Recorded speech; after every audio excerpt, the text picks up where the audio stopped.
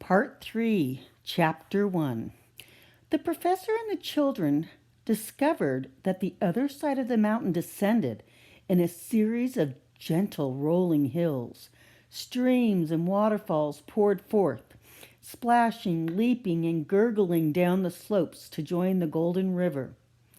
The grass was lush and thick, of a sparkling aquamarine blue. Ben noticed a mass of plum-colored trees in the distance. "What are they?" he pointed. "I'm not sure," replied the professor, "but if my sense of direction is right, that's the forest of the tree squeaks. I would say right now we are in the heart of Wangdoodleland." The wiffle bird flew around them and landed in a tree. She fluffed her beautiful feathers. "Easy does it," she said. The professor looked around. "Let's take the wiffle bird's advice. This seems a good place to rest for a while. There's a lot of shade, and I don't think we'll be spotted here." "You know, I'm hungry," said Lindsay. "I haven't had anything to eat for ages." "Yeah, I'm starved," said Tom. The professor reached into the low branches of the strange-looking tree. "That's easily put right." He pulled down a soft fruit that resembled a large maroon pineapple. Lindy bit into it. "It's fabulous." "What kind of tree is that?" "It's a fruit of the month tree," replied the professor. "You mean catch month it grows a different kind of fruit every month?" asked Tom. "My first trip to Wangdoodleland, the trees were growing tangergoas. A few months ago it was passionoas." The professor plucked one for himself and took a bite. This month it's razapple." "Have some," he said to the boys. "It'll do you good."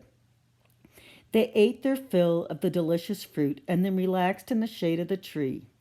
The professor said, "You know, I've been thinking it might be wise to stay here for the night. It's getting dark, and it will be difficult finding our way back." The children loved the idea of camping out in Wangdoodleland. The boys rolled up their jackets and used them for pillows. Lindy covered herself with her cape and rested her head in the professor's lap. They watched a pale, translucent moon rise in an emerald green sky, while brilliant stars sparkled overhead. The Wangdoodles' palace gleamed in the night like a huge chandelier. Lindy said wistfully, "I wish we were up there, looking down here, instead of the other way around." "Oh, so do I, Lindy. So do I." The professor's voice was full of longing. Ben pushed himself up on an elbow. "Professor, how close have you come to seeing the Wangdoodle? I mean, before you met us?" The professor reflected for a moment. "Oh, I only came close enough to know that he was there, Ben. Of course, I talked to the proc a lot, and I met our good friend the wiffle bird." He looked at her perched in the tree close to Tom. She appeared to be fast asleep, although it was hard to tell. "I never really got much beyond the Gambit region," he continued. "I discovered that it wasn't possible for me to reach the Wangdoodle by myself. I needed youthful minds, like you guys, to help me." He smiled. "That's why I was so thrilled when you came to my door at Halloween, for I'd almost given up hope." "It was kind of a miracle, wasn't it?" Lindy said sleepily. "Well, I'd call it more like an opportunity," said the professor. "Miracles, contrary to popular belief, do not just happen. A miracle is the achievement of the impossible, and it is only when we put aside our greed, anger, pride, and prejudice, so that our minds are open and ready to accept it, that a miracle can occur."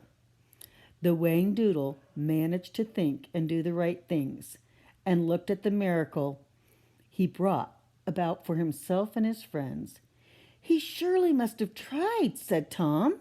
"Do you suppose we'll ever get to meet him?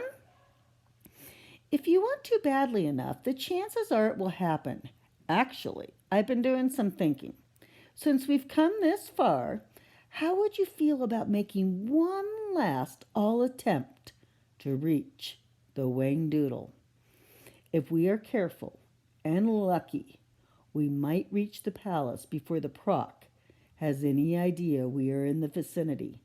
How do you know the Wangdoodle will let us in, even if we do reach the palace? Asked Ben. Oh, I don't, but I have a feeling the closer we are able to get, the more regard he will have for our determination. Let's do it, said Tom enthusiastically.